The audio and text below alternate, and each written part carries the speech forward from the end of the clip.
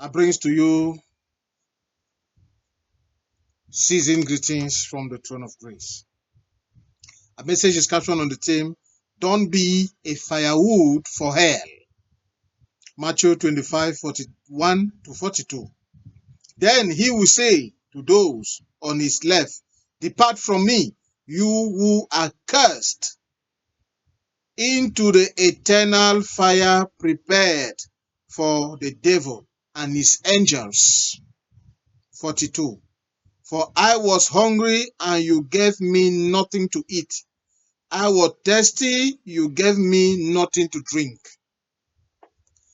My dear beloved, hell was never been or has never been seen by God as a place where his children will end up. And that is why our scripture says, those who are on the left, remember Jesus is seated at the right hand of his Father. Remember, the right hand of God is power. It simply tells us the left is for the stubborn, the indisciplined, those who have chosen death instead of life. Yes, like many of us, the New Testament mentioned hell as the ultimate consequence of unrepented sin and rejection of the gospel. Friends, why have you refused to repent from all those sins that calls your name every day?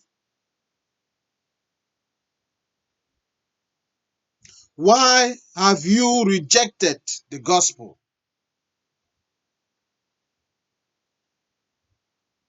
How many times have you fed God? The floor is yours. Answer the questions. Ne sois pas du bois pour l'enfer. Matthieu 25, 41, 42. Ensuite, il dira à ceux qui seront à sa gauche, retirez-vous de moi, maudits, allez dans le feu éternel, qui a été préparé pour le diable et pour ses anges. 42. Car j'ai eu faim et vous ne m'avez pas donné à manger. J'ai eu soif et vous ne m'aviez pas donné à boire. Peuple de Dieu rassemblé sous l'écoute de ma voix. Dieu n'a jamais eu ou vu le feu de l'enfer comme une place pour ses enfants. Comme nous le dit notre texte de ce jour, ceux qui sont à sa gauche, souvenez-vous que Jésus-Christ est assis à la droite de son Père. Souvenez-vous que la main droite de Dieu est puissante. Cela nous dit tout simplement que la gauche ou sa gauche est réservée pour les têtus, pour les indisciplinés, pour ceux qui ont choisi la mort au lieu de la vie. Oui, comme beaucoup d'entre nous.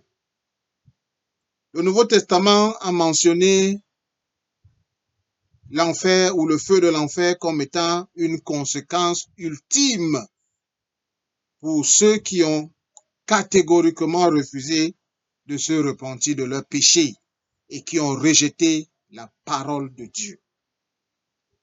Bien-aimé, pourquoi as-tu refusé de te repentir de tes péchés qui appellent ton nom chaque jour? Pourquoi as-tu rejeté la parole de Dieu? Combien de fois as-tu nourri Dieu? À toi de répondre à ces questions.